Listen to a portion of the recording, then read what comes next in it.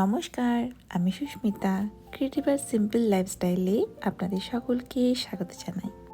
স্কুলে ছেলের ছোট্ট একটা ছুটি ছিল। ভাবলাম সৎগতি করা যায়।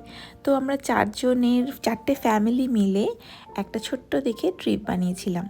প্রথমেই ছিল ট্রিপের প্রথম দিনটাই ছিল ওহাইওতে ক্লিভারল্যান্ডের লেক এরিক বিচে। প্ল্যানটা জানেন হঠাৎ করেই তৈরি হয়েছিল। আসলে কোনো রকম প্ল্যান ছিল না, হঠাৎ করেই আমার বরের অফিসের বন্ধুরা মিলে বলল যে যাবে নাকি, চলো। সবাই মিলে হই হই করে আমরা ঘুরতে বেরিয়েছিলাম। তো আমাদের 5 দিনের ট্রিপটা ছিল। আর প্রথম দিনটাই ছিল ওহাইওর এই বিচটা শুধু দেখার। তারপর এখান থেকে আমাদের চলে যেতে হবে হোটেলে। তো অনেকটা সময় গাড়ি করেই আমরা সমস্ত পুরো ট্রিপটা আমরা কভার করেছিলাম।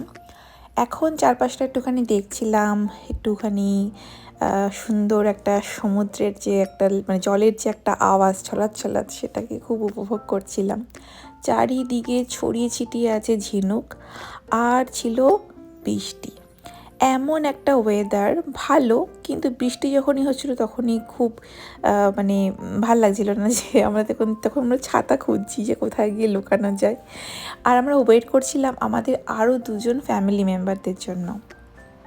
বলতে পারেন অনেক দিন পর একটা গ্রুপ মিলে এসেছি, খুব ভাল লাগছিল। আর আমার সবথেকে আনন্দ হচ্ছিল যে আমাদের একটা নতুন বন্ধু আমরা পেয়েছি। মানে আমার কাছে যে গ্রুপের সাথে আমরা এসেছি তার মধ্যে 2টো ফ্যামিলি ছিল আমার কাছে নতুন। তো নতুন বন্ধু কিছু পেয়েছিলাম। চারিদিকে ছড়িয়ে ছিটিয়ে ছিল ঝিনুক, সেগুলো নিয়েই একটুখানি খেলাধুলো করা হচ্ছিল। আর ওয়েদারটা মানে ওই মনোরম, ভালো, হালকা হালকা ঠান্ডাও ছিল। যেহেতু পরিবেশটা নতুন তাই মেয়েকে একটু প্রোটেকশান নিয়ে রেখেই ছিলাম। আর আমাদের সাথে ছিল আর একটা ফ্যামিলি। তো সেই জন্য সবাই মিলে একটুখানি টুকটাক ছবিও তুলছিলাম আর এনজয়ও করছিলাম। তো চারপাশটা দেখতে দেখতে আমাদের 2টো বন্ধুও চলে এসেছিলো। তারপর আমরা সবাই মিলে খুব সুন্দর সময় কাটালাম। তো এখানে জাস্ট এমনি এইটুকুনি সময় আমরা দেখব, তারপরে আমাদের অনেকটা ঘন্টা যেতে হবে হোটেলে যেতে।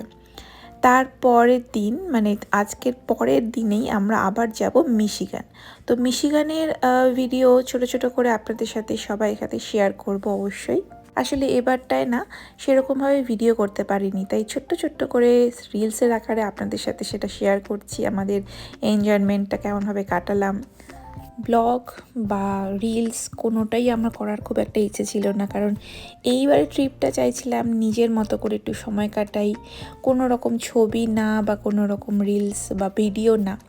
কিন্তু পারলাম